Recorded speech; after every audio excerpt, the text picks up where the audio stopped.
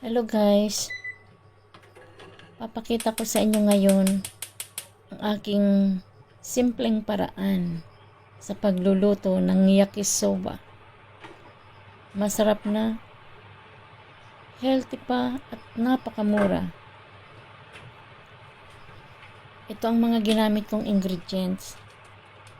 Sa gulay, moyashi at cabbage at saka carrot at saka onion o tamanyangi.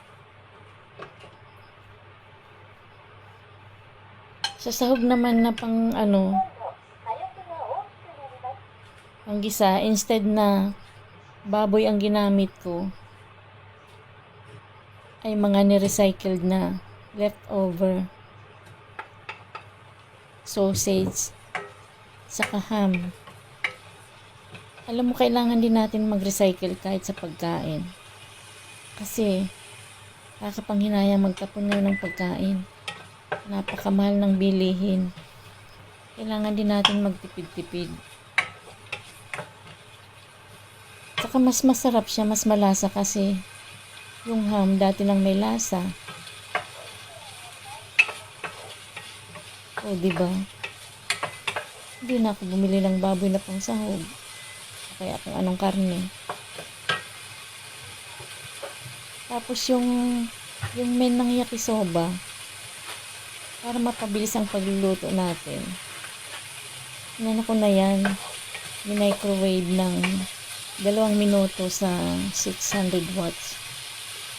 2 minuto para pag sinutin na yung gulay, half cook lang siya. Sabay-sabay silang maluluto. Kailangan guys sa gulay, hindi siya ma-overcook. Dapat half cook lang siya. Yan, ganyan. Di ba kalalagay lang. At tapos, may ilalagay na rin ang yakisoba dyan. Napakasimpleng gawin yan. Oh, isang kembot mo lang, tapos na yan.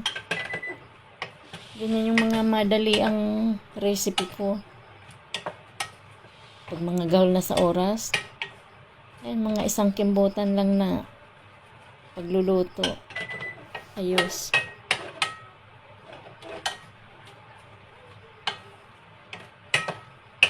At kung may mga tanong pa kayo tungkol sa recipe na yan, I'm just a text away. Or comment is the key. Engagement is the key. Ika nga ng karamihan. Ayan, diba? Ilagay ko na yung men ng yakisoba.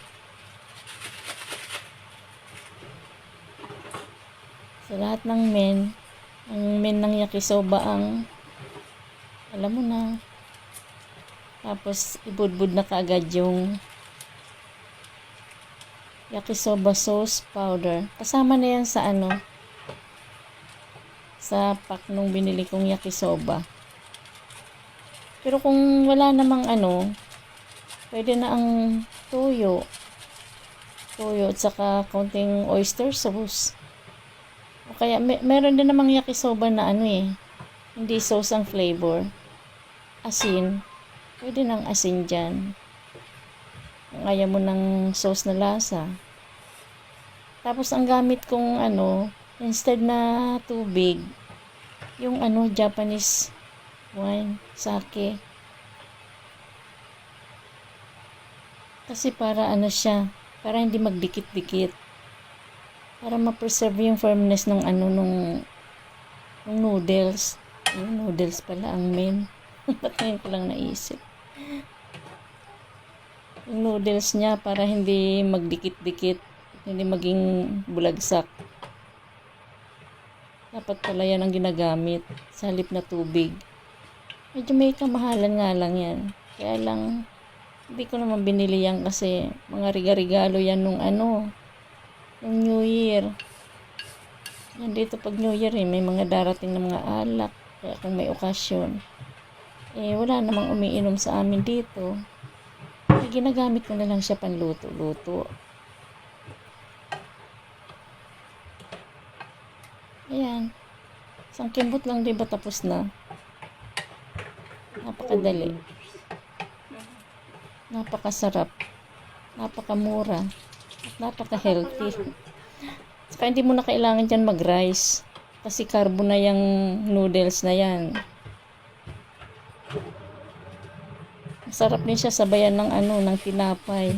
Yung tinapay na walang lasa. Yung plain na sliced bread.